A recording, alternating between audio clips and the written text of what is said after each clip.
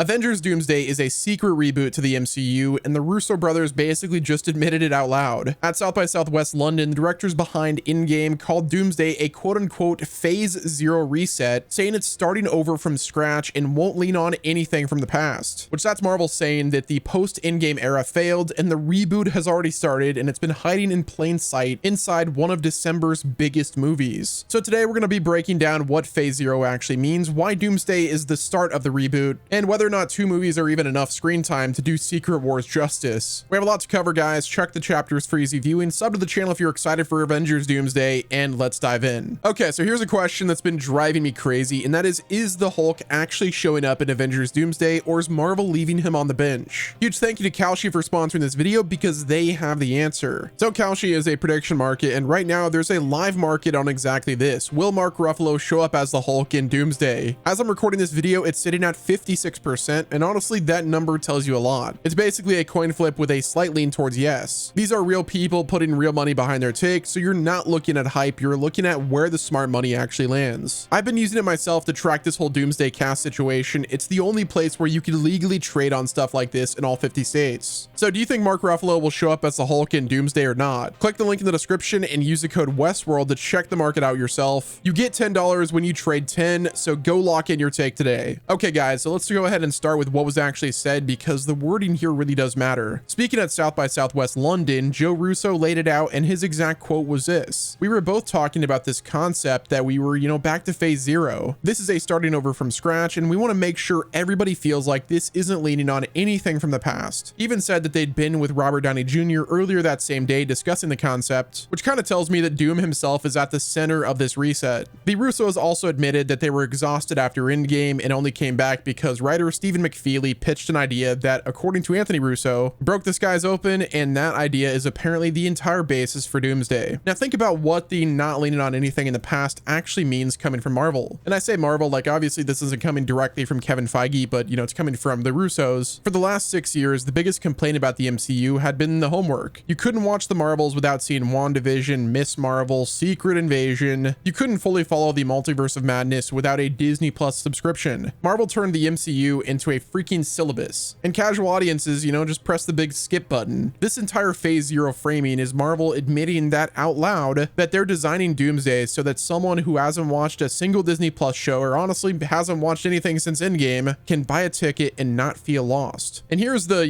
bigger implication. If Doomsday really is the start of Phase Zero, well then Doomsday is basically the start of the reboot, not the end of the era. I mean, if we're being real, kind of Endgame was the end of that era, but you get it. And if Doomsday and Secret Wars are functionally, starting at Phase Zero, then the real Phase 1 of this new MCU might be what comes next after Secret Wars, which is seemingly the Mutant Saga. So let that one sink in for a bit, because it, completely reframes what these next 2 Avengers movies are actually going to be. Man, there's going to be a lot of stakes. Like, there's going to be people that are getting clapped nonstop. Like, Doom is about to go crazy in this movie. Like, I think there's a lot of characters are in this that are pretty much going to be cannon fodder, which I'm kind of fine with, honestly. But just look at the, position that Kevin Feige's in right now, because in my honest opinion, this has been the hardest stretch of his entire career. The man built the most successful franchise in film history, and now he has to publicly tear chunks of it down while convincing audiences the next version is worth showing up. Like, guys, promise, this stuff before wasn't good, but this stuff we're giving you now is going to be totally worth it. You're going to want to go to the movies for this one. But look at, the path forward for Kevin Feige. He has to close out the multiverse saga, a storyline that, lost its central villain with Jonathan Majors. He has to make, Robert Downey Jr. work as Dr. Doom without feeling like a desperate nostalgia cash grab, even though the casting is, on some level exactly that. And he also has to land 2 of the most expensive movies ever back to back, with reports putting the Russos' paycheck alone at around $80 million. And he's got to do all of that while the brand is pretty cold, colder than it's ever been. One would say it's the Bifrost, even though the Bifrost is Norse mythology and technically it's a burning bridge, so that doesn't really make sense at all. Let's just say it's been a while since there's been a banger for the MCU, because several of the multiverse saga projects underperformed, and audiences have kind of proven that they will skip Marvel movies now. Just because it has the Marvel label on it does not mean that they will go see it, straight up. And if Doomsday and Secret Wars are a miss, then well, the rest of the reset kind of gets poisoned before it even starts. That's the road ahead for the MCU, and it could be a brutal one. But now I'd like to talk about kind of the elephant in the room, and that is condensing Secret Wars into 2 back-to-back movies. The 2015 Secret Wars comic is one of the most ambitious things that Marvel has ever published. You've got the death of the entire multiverse, battle worlds, alternate versions of every major character, and a final confrontation that literally rebuilds reality. Like, not only do they have to create battle world, but they also have to undo battle world in just 2 freaking movies. Like, I don't know how that's going to be possible. And that's only if Doomsday is a setup to Secret Wars. If it's not a setup, well, 1, like, I don't even know anymore, but 2, like, even if there is like giant films, like even if these movies are both like really jam-packed, is that really going to be enough screen time to truly tell the story effectively? Like, now more than ever was the time where you need multiple movies in a slate to truly tell Secret Wars, like, and actually like tell it in a way that, you know, actually does justice to the story. But here's my thoughts. Like, honestly, I think the Phase Zero comments really support this. Like I said, Doomsday is obviously going to be the one giant setup movie, like it has to be. Look at everything around Doomsday. Like, you know, it releases December 18th, 2026, with Secret Wars following exactly 1 year later on December, I believe it's 17th, 2027. So they're trying to repeat the success of, like, you know, Infinity War and Endgame. But between those 2 movies, like, there's really no other movies announced in between them. During the Infinity Saga, they had, like, you know, slotted Ant-Man and the Wasp and Captain Marvel into that gap. This time it's just a clear runway, which tells me that Doomsday's entire job is to, you know, really set things up, introduce Doom, collapse the multiverse, leave us on Battle World right at the end of the movie so that Secret Wars gets the full runtime to actually tell the story. If they use Doomsday as a pure setup, then yeah, perhaps they can, you know, actually pull this thing off. But if Doomsday tries to be its own complete story and the setup, well, both movies are going to feel really rushed, and, you know, that is my biggest concern about the whole thing. This is also one of the reasons why I've said for a while that I think that, you know, Doomsday should be its own contained story to set Doom up, but also introduce some of the plot threads for Secret Wars, and then have, like, next year do Secret Wars Part 1, where they then, you know, really get into, like, ramp up, like, the setup mode, and then do, like, Secret Wars Part 2. Whatever happened to Part 1 and 2 movies? I feel like that needs to come back. Like, it just makes sense, especially for a story as good and expansive as Secret Wars. Okay, so let's be real for a second. One thing that I do think the discourse, you know, kind of dances around, which I guess there's some people that dance around it, not many people do nowadays. Endgame was Marvel's last big critical and cultural success. It makes sense because it was the last hoorah. Now, 2 other giants hit the screen since then. You know, you got No Way Home and Deadpool and Wolverine, but those 2 movies kind of ran on nostalgia. We have the 3 iconic Spider-Man actors, you know, with Tobey Maguire, Andrew Garfield, and Tom Holland all sharing the screen at the same time, as well as like all of the other nostalgia characters from the past. But then with Hugh Jackman's Wolverine and the Fox era cameos, those were 2 like really solid movies, but they were also leaned heavily on the nostalgia bait. Now, to be fair, I thought both of those movies worked really well, and outside of Tom Holland, none of them were really carried by the, you know, current main MCU roster. And that's the unfortunate reality, because here's the thing, post Endgame generation, those heroes never really got the star power runaway that the original 6 had. There's no Robert Downey Jr. of this era. There's no Chris Evans. There's no ScarJo at her peak. The new characters were introduced across, you know, multiple underperforming movies and Disney Plus shows that the casual audiences never really cared about or watched. So none of them really, you know, got to become household names, at least like household names from the MCU. And that's why the OG cast is coming back for, you know, Doomsday. Downey is back as Doom, Patrick Stewart, you know, Ian McKellen, Kelsey Grammer, James Marsden, you know, Chris Evans obviously is confirmed, and so on and so forth. Marvel knows that the current roster, like after Endgame at least, can't open a $5 billion, you know, 2-parter on its own, so they're renting star power from the past one more time. It's smart in the short term, but it's also, you know, kind of a clear admission of the overall problem. So that brings us to the real question. Could the Mutant Saga actually save the MCU after Secret Wars? Because everything Marvel is doing points towards mutants being the future. Kevin Feige has straight up said the mutant kind inherits the franchise after Secret Wars. Thunderbolts director Jake Schreier is locked in for the X-Men reboot and confirmed that he's already started working on it, with reports saying that Feige has a 10-year plan for the characters, and the next, you know, overarching storyline is expected to be the Mutant Saga. Schreier has even teased that his version will quote-unquote be recognizably different from what came before. And honestly, on paper, that's kind of the only card that Marvel has left to play. The X-Men are the one massive Marvel property the MCU has never really, you know, properly touched. There's a whole generation that grew up on the Fox films and the animated series, but the question remains is, will Doomsday and Secret Wars do enough to move the needle for the mainstream audiences first? That's the part I genuinely can't call, because the same problems that plagued, you know, post-Endgame Marvel, the oversaturation, you know, the homework, the lack of like breakout new stars, those don't automatically disappear because you put Doom on the poster. And also the casual like moviegoers are gonna see X-Men and think about the Fox universe, and they're like, why are they rebooting the X-Men X-Men. So it's like they might actually have some problems because of all of the things that Fox has done in the past as well. It's going to be a shaky situation regardless of what direction they go in. So here's my honest take with where all of this really lands. I think that post-Secret Wars is going to be a full reset, very similar to what James Gunn is doing with the DCU right now. If you guys remember, after Superman dropped, Kevin Feige was like, I really like the concept of that, like what he did with that movie, where you treated audiences like they're smart and you kind of just put them in this world that was already like living and breathing with all of the other characters like there. And honestly, Gunn did such a good job. He didn't spend 3 movies explaining where Superman came from or how metahumans work. He dropped viewers into a world where heroes already exist. They already have a history and the audience just kind of rolls with it. And it worked pretty well. Secret Wars is the perfect in-universe device to do exactly that. Doom destroys and the reality that we live in has to be rebuilt. And when the dust settle, you know, Marvel kind of walks out with a clean slate, like one clean singular universe where the Avengers, the Fantastic Four, and the X-Men have always coexisted. No origin stories, no decades of setup, no explaining why mutants exist. They just do the same way they have in the comics for years. Have day 1 of the new MCU where you open up on a world that's fully formed and you let the Mutant Saga be the engine. I honestly think that's the best move, and if I'm being real with you guys, that's the only version of the future that I'm actually excited about. So that is the situation we're dealing with. The Russos are calling Doomsday a Phase 0 restart. Doomsday looks like a giant setup movie for Secret Wars, and everything after Secret Wars sounds like it's going to be the start of Phase 1 of the new MCU. Kevin Feige has one more shot, and honestly, it's about to be a bumpy ride. But that's going to wrap it up with this video. Let me know what your thoughts are down in the comment section. What do you think the future of the MCU should be after Secret Wars? Should we get a full clean slate with a reset, or should they just continue things and go straight into the Mutant Saga? But that's going to wrap it up with this video. Let me know what your thoughts are down in the comment section. Hit the like button if you enjoyed, subscribe with the notifications on, and until next time, this has been Wes, and I will talk to you guys on the other side of the world. Who knows, maybe it'll be Battle World.